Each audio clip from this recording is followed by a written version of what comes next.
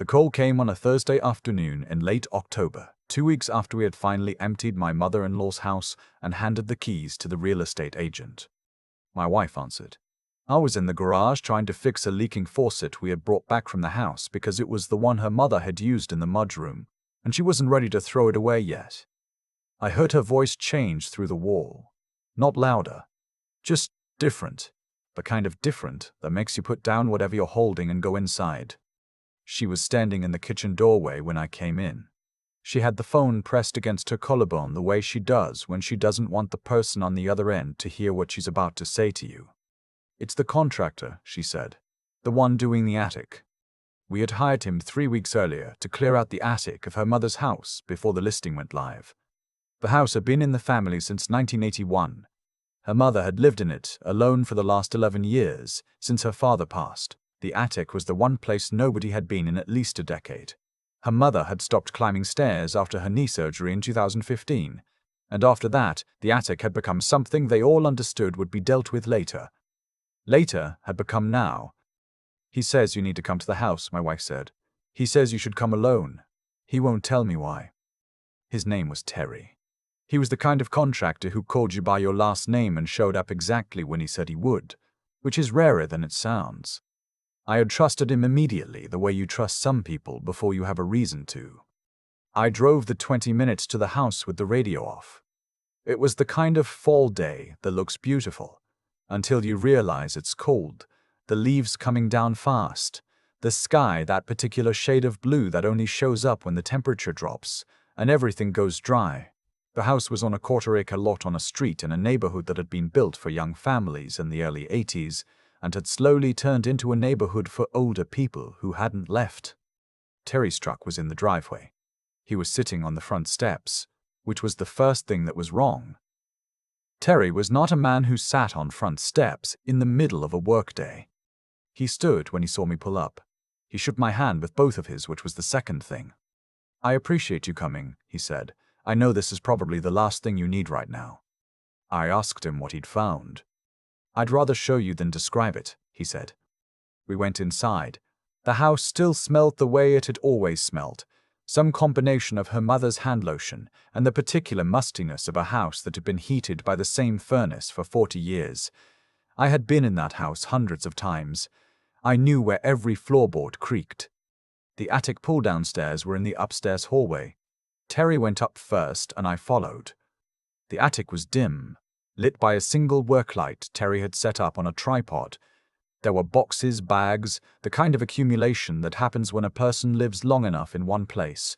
Her mother had not been a hoarder, exactly, but she had been someone who believed that objects deserved to be kept. Terry walked me to the far corner, the one over the garage, where the roofline came down low and you had to crouch to move around. He had cleared a path through the boxes. Against the knee wall tucked behind what turned out to be a stack of her mother's old Reader's Digest condensed books, still in plastic, never opened. There was a metal fireproof document safe, khaki green.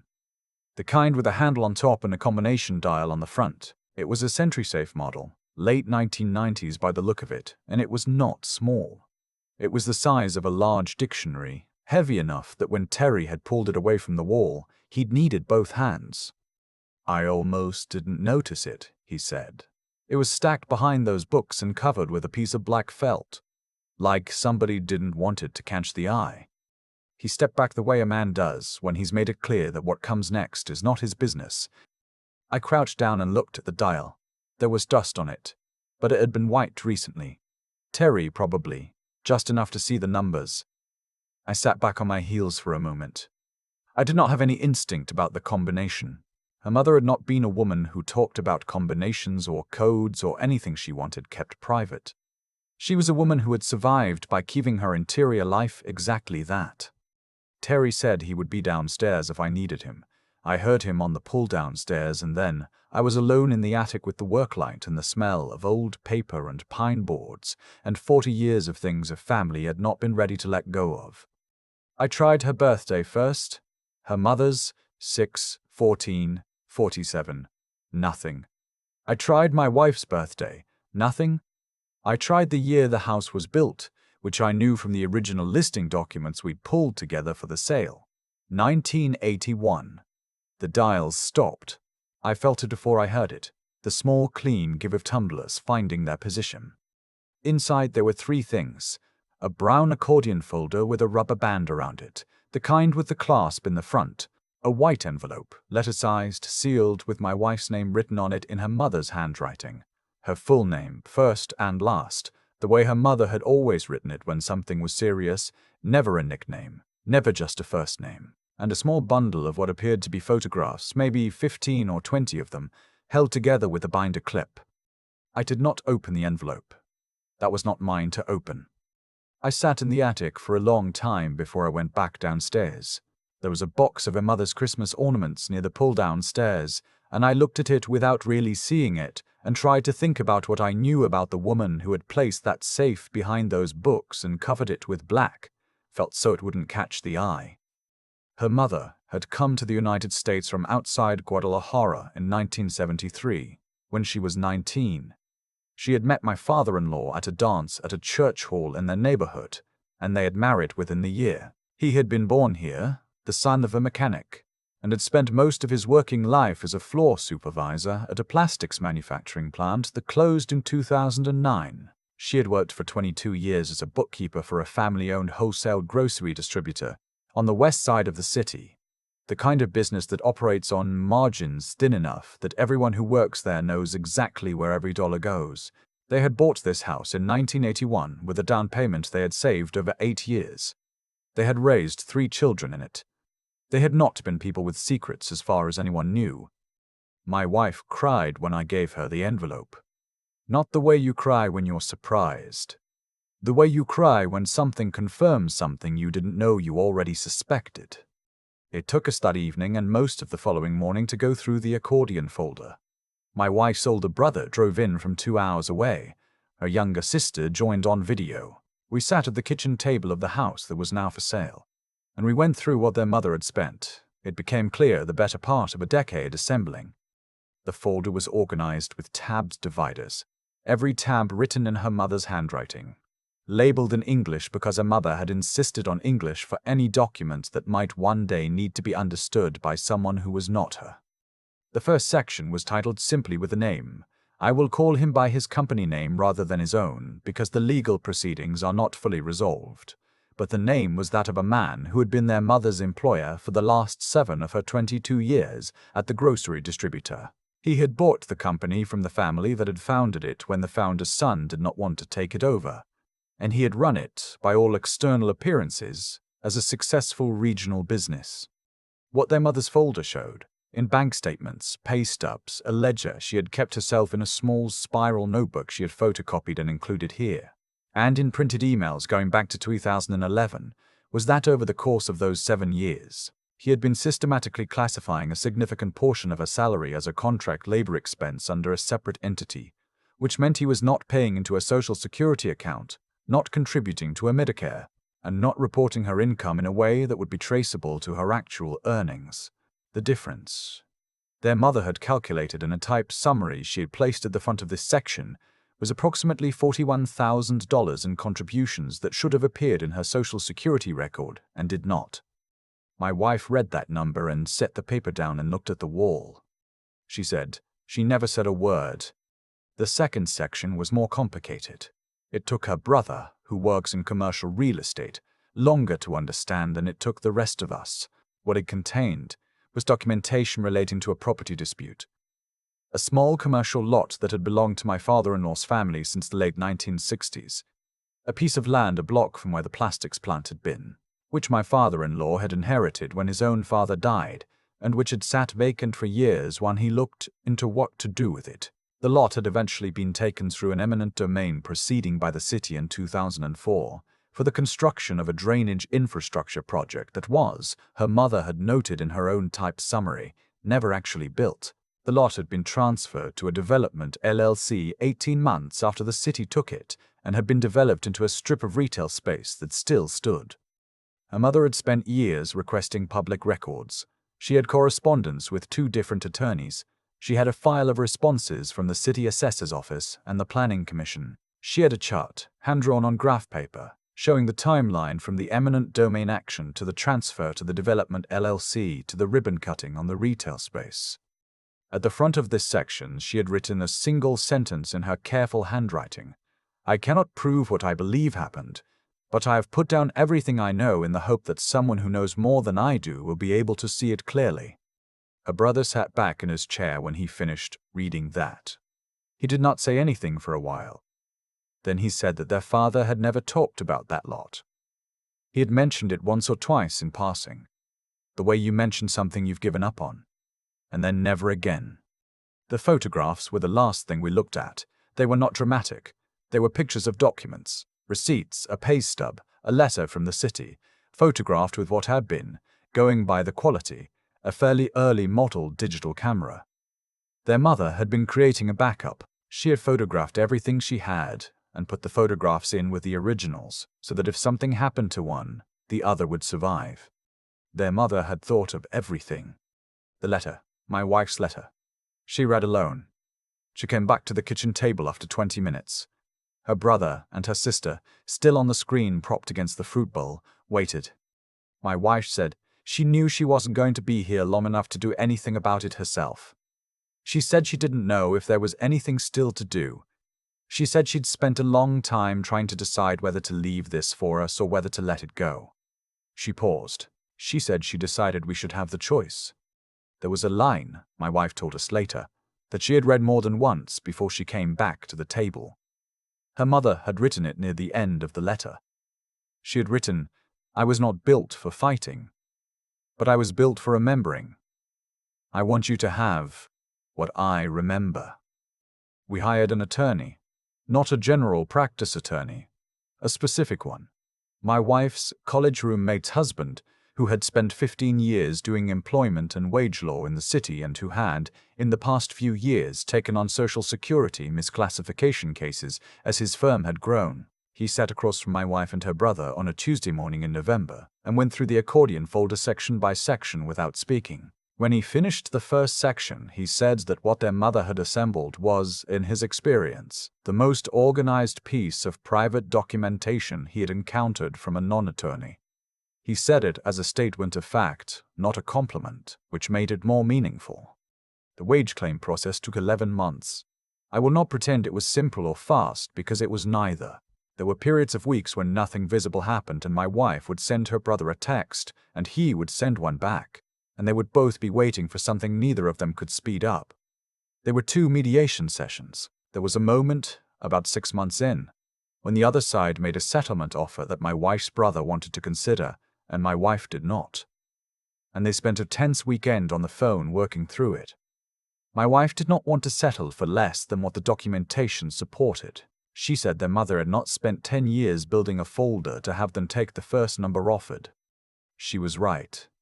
The Social Security Administration process for correcting the earnings record is, separately from the civil claim, a bureaucratic undertaking that I would not wish on anyone who has recently lost a person they loved. My wife drove that process herself. She is not an attorney, and she had never dealt with anything like it, but she is the kind of person who reads instructions until she understands them, and she does not let phone representatives end calls without giving her a name and a reference number. It took another 9 months after the civil settlement was finalized. The earnings record was corrected. The difference in projected survivor benefit, calculated against her mother's actual work history, was meaningful. Not life-changing, but meaningful, in the way that being seen accurately is meaningful even when it comes too late to matter to the person who deserved it. The property dispute is still unresolved. The attorney who handled the wage claim referred us to someone who handles municipal and land use matters, and she reviewed the second section of the folder and said that the statute of limitations on several of the most actionable claims had likely run out. She said likely. She said the wrangle's worth exploring. That exploration is ongoing. I do not know what will come of it. The accordion folder is in a fireproof safe in our house now, not a hidden one. Ours is on a shelf in the closet off the laundry room, bolted to the wall, and every person in our family knows exactly where it is. We talked about that specifically. My wife said her mother had hidden hers because she had been afraid, not of anyone finding it, but of putting a burden on her children before she knew they were ready for it. She had been protecting them in the only way available to her at the time. We sold the house in February. The new owners are a young couple, late 20s, with a baby.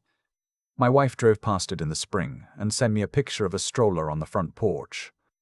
I went back to the attic once the day before closing, while the house was empty.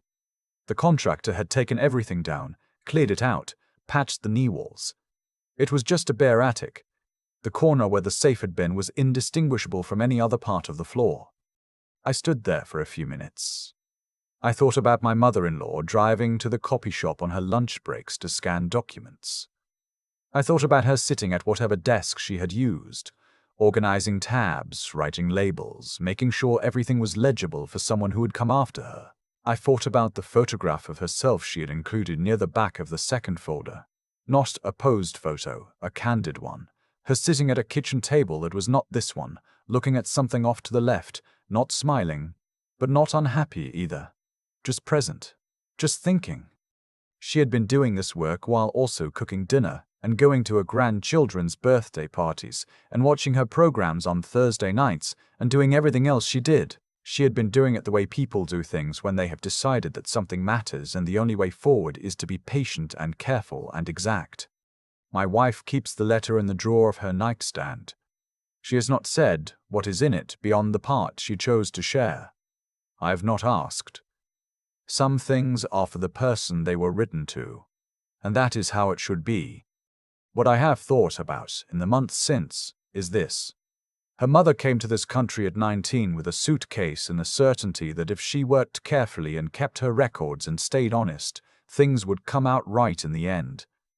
That did not turn out to be entirely true. There were people who took advantage of that honesty and that carefulness and that reluctance to make noise. And she had known it and had not been able to stop it, and had not stopped paying attention to it either. She had done the thing that was available to her. She had written it down. She had organized it. She had put it somewhere her daughter would find it when the time came. She was right that we would know what to do with it. I think she had been right about that for a long time.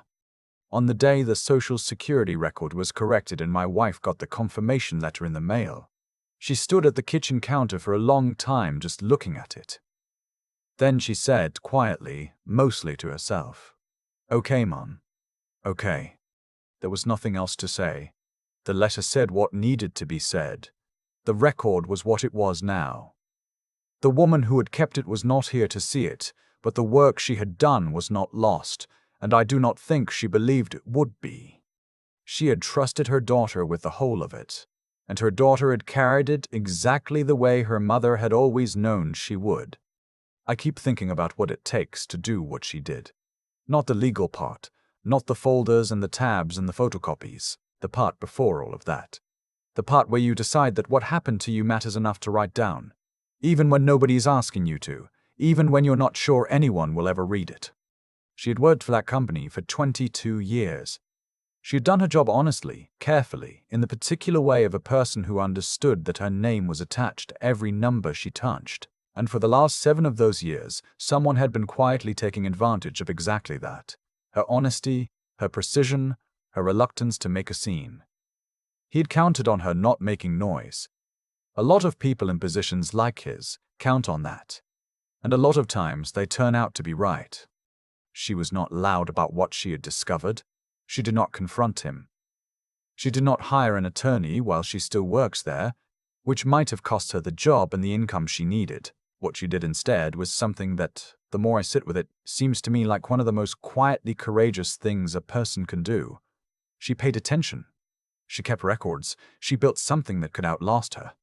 There is a version of this story where she lets it go, where she decides it is too complicated, too exhausting, too uncertain, where she tells herself that she is not the kind of person who fights things like this and puts the folder away and never finishes it. I think about that version sometimes. I think she thought about it too. She said as much in the letter, that she had spent a long time deciding. What she came back to in the end was that her children deserved to have the choice. She was not going to make it for them by staying silent. That is not a small thing. That is someone who understood, at some level, that integrity is not just about what you do when people are watching. It is about what you do in the years when nobody is watching at all. In the attic with the copy machine receipts and the hand-drawn timeline on graph paper. When the outcome is not guaranteed, and the work is slow, and the person you are building it for does not yet know it exists. My wife is like her mother, in ways she does not always recognize in herself. The same refusal to accept the first number offered. The same willingness to read instructions until she understands them. The same belief that a thing worth doing is worth doing completely, not halfway. She drove that Social Security correction process herself for 9 months without a roadmap, because her mother's record deserved to be accurate. That is not stubbornness. That is what it looks like when someone decides that the truth is worth the effort it costs to establish it. I do not think this story has a clean ending. The property dispute is still open. There is no moment where everything is made right and the ledger balances perfectly. What there is instead is a corrected record and a settled claim and a letter in a nightstand drawer, and a family that knows now what one woman spent a decade quietly building for them. That has to count for something. I think it counts for a great deal. I think she knew it would.